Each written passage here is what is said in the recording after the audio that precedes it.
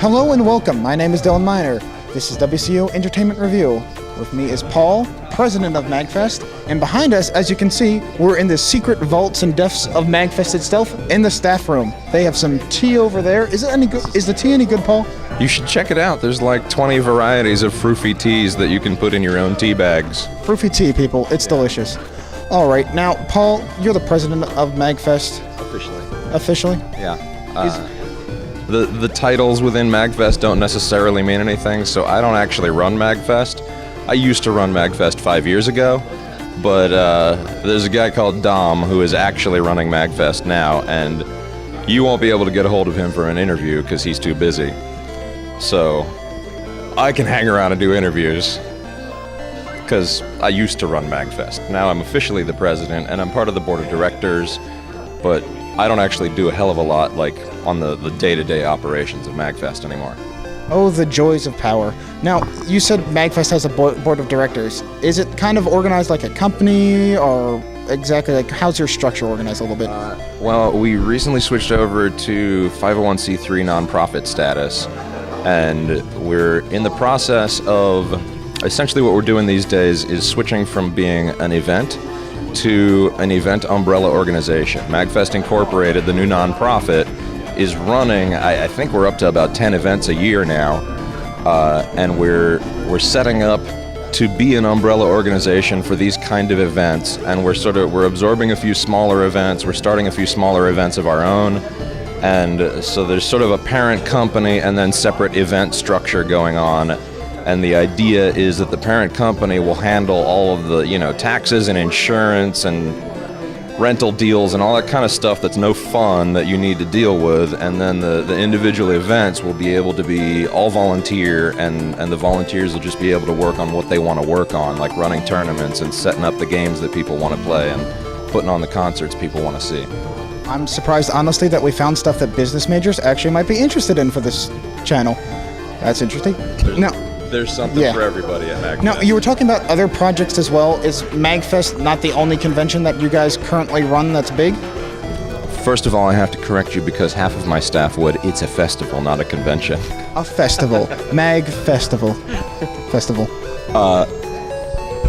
Well, currently what we're running is a couple of smaller events that, the biggest one we ran, MAGfest 8.5, which was a rerun of MAGfest 8, and that was about 1,500 people. Most of the other events that we run are little sort of single concerts that go from 100 people to 500 people or whatever. But there are plans in the very near future to expand to the West Coast. We're going to try and run an entire MAGfest like this one on the West Coast. And the plan right now is to get that going in about 2 years. But currently, this is the big event by far. All right, that's a pretty big expansion. Now, we've been talking about MAGfest, and we've been trying to show the people at home what MAGfest is, talking to different developers, guests, random cosplayers. What would you describe MAGfest in, and what does it mean to you exactly? Like, what does MAGfest bring to you? Well, it's a religion. And it's very hard to give a succinct description of MAGfest because you really sort of have to experience it to get it.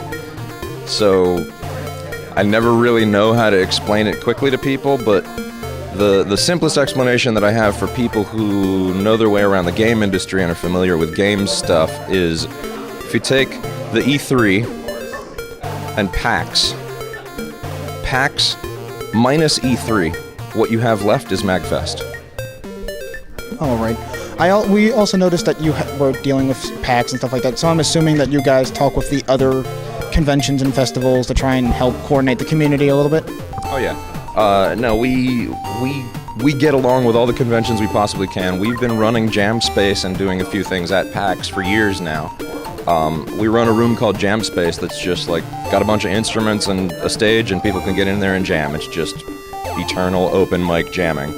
And we set that up at PAX for them, and we've been doing that for 4 or 5 years now. So we have a really good relationship with the PAX guys, and they have an event going on right now in Texas called PAX South, And they actually deliberately tried not to schedule it at the same time as MAGfest, but we moved our dates a little bit without letting them know first or anything, so we ended up on the same time. So PAX South is happening right now while MAGfest happens, and we have a little friendly competition going. We're streaming panels and concerts and stuff across the two events.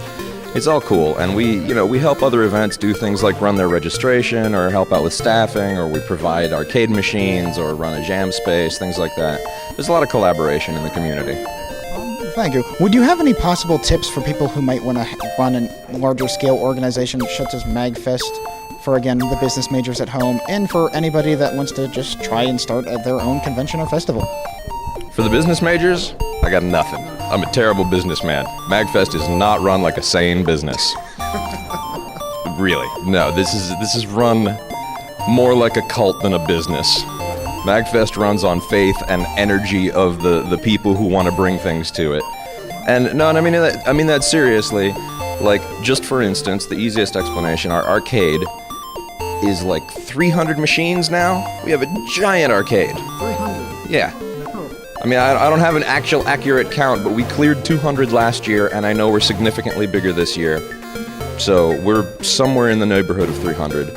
Every single one of those machines is brought by private collectors. It's just guys who have like a dozen machines in their garage, and they set up their own little home arcade, and they want people to be able to play those games. So they bring them to MAGfest, and we'll rent them a truck, and then bring them out. We don't pay them. We don't rent them. They bring the games because they want to share their hobby with the world, and they want people playing the games. And the arcade's just sort of the easiest example, but every aspect of MAGfest is like that. So we're just really not run like a business. We're not paying anybody. We're not trying to make a profit. So if somebody wanted to come to me for business advice, I'm probably the opposite of good business advice. As for convention advice, run screaming. Don't do it. It'll sap every bit of your sanity. If you really want to do it, start small. Don't be over-ambitious, because you can fall into a trap. Being ambitious is great, but you got to make sure that your resources are there to cover it. That's the biggest mistake that I see small starting conventions do, is they'll overcommit themselves, and then when that one piece of the puzzle falls apart, and something always does, if they've overcommitted, it sets off a chain reaction that just destroys the entire organization, and then you have a fiasco like DashCon, which I won't get into.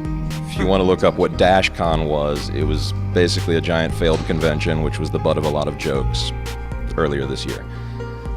So yeah, basically, sort of check your limits, leave yourself a little bit of buffer space, get ambitious, but then make sure it's going to work, and try and have a good time.